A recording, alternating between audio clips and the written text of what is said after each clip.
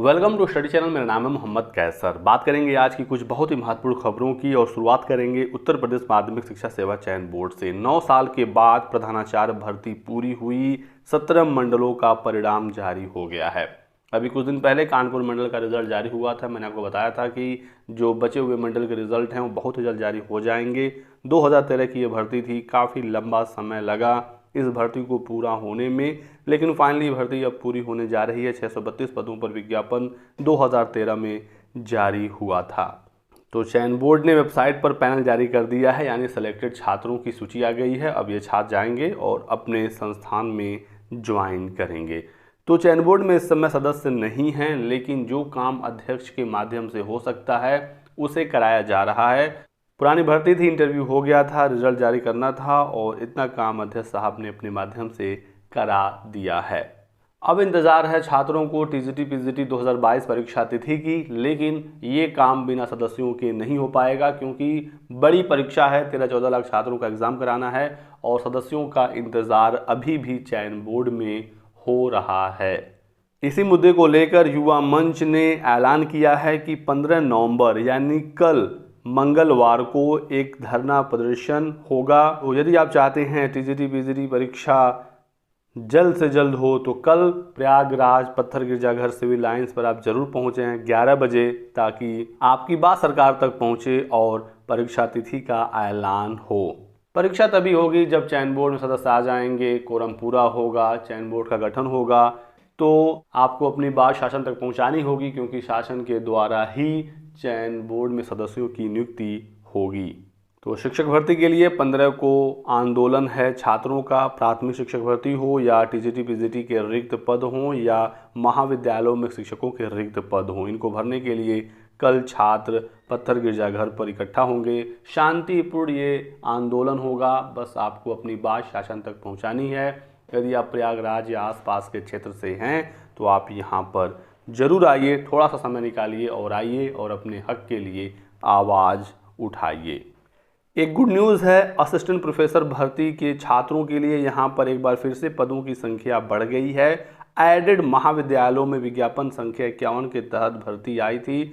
उत्तर प्रदेश उच्चतर शिक्षा सेवा आयोग द्वारा विज्ञापन संख्या 51 के अंतर्गत एडेड महाविद्यालयों में असिस्टेंट प्रोफेसर भर्ती की प्रक्रिया जुलाई 2022 में शुरू की गई थी। तब 34 विषयों के 917 पदों पर ऑनलाइन आवेदन मांगे गए थे। बाद में 64 और पदों का अधियाचन आया और एक बार फिर से 36 और पदों का अधियाचन निदेशालय में आ गया है। यानी कि अब जो टोटल पदों की संख्या यहाँ पर है वो 1000 पार हो गई है। 1017 यदि एग्जैक्टली बात करें। पिछला जो विज्ञापन था, विज्ञापन संख्या 50 है, उसमें 2002 पदों पर भर्ती आई थी और इस बार कम से कम चलिए 1000 की संख्या तो पार हो गई है। असिस्टेंट प्रोफेसर के छात्रों को परीक्षा तारीखों के लिए भी थोड़ा सा और इंतजार करना पड़ेगा। देखिए यहाँ पर अपडेट है कि आने वाले दिनों में परीक्षा तिथि घोषित होगी। परीक्षा कराकर साक्षात्कार के माध्यम से योग्य अभ्यर्थियों का चयन किया जाएगा। और आज की लास्ट अपडेट, लेकिन बहुत ही महत्वपूर्ण अपडेट है। 69,000 शिक्षक भर्ती में पद अब खाली नहीं हैं। कैसे मिलेगा 7800 और छात्रों को नौकरी? सुप्रीम कोर्ट के आदेश से सांसद में आ गए हैं बेसिक शिक्षा विभाग के अधिकारी। 69,000 की शिक्षक भर्ती आपको पता ही है पूरी हो गई है और मामला उलझता जा रहा है। और हाल ही में सुप्रीम कोर्ट का एक बहुत ही महत्वपूर्ण फैसला आया है। एक सवाल था जिसमें 1 नंबर छात्रों के बढ़े हैं और उसकी वजह से लगभग 1000 नए छात्र पास हो गए हैं। तो इन छात्रों को कैसे नियुक्ति दी जाएगी, और इस 1000 के साथ साथ 6800 का मामला आपको पता ही है। आरक्षण की विसंगतियों की वजह से शासन ने एक और सूची जारी की थी 6800 की, तो टोटल 7800 छात्र हो गए हैं। आरक्षण मामले में आज 6800 शिक्षक भर्ती की सुनवाई भी होनी है। 14 नवंबर को हाई कोर्ट की लखनऊ बेंच में ये सुनवाई होगी। आरक्षण विवाद बढ़ने पर ही सरकार ने 5 जनवरी को 6800 की सूची जारी की थी, जिसे लेकर हाई कोर्ट में याचिकाएं लंबित हैं। और लिखित परीक्षा में एक गलत प्रश्न के मामले में सरकार की अपील सुप्रीम कोर्ट ने खारिज करते हुए 1000 के लगभग अभ्यर्थियों को नौकरी देने के लिए सुप्रीम कोर्ट ने कहा है।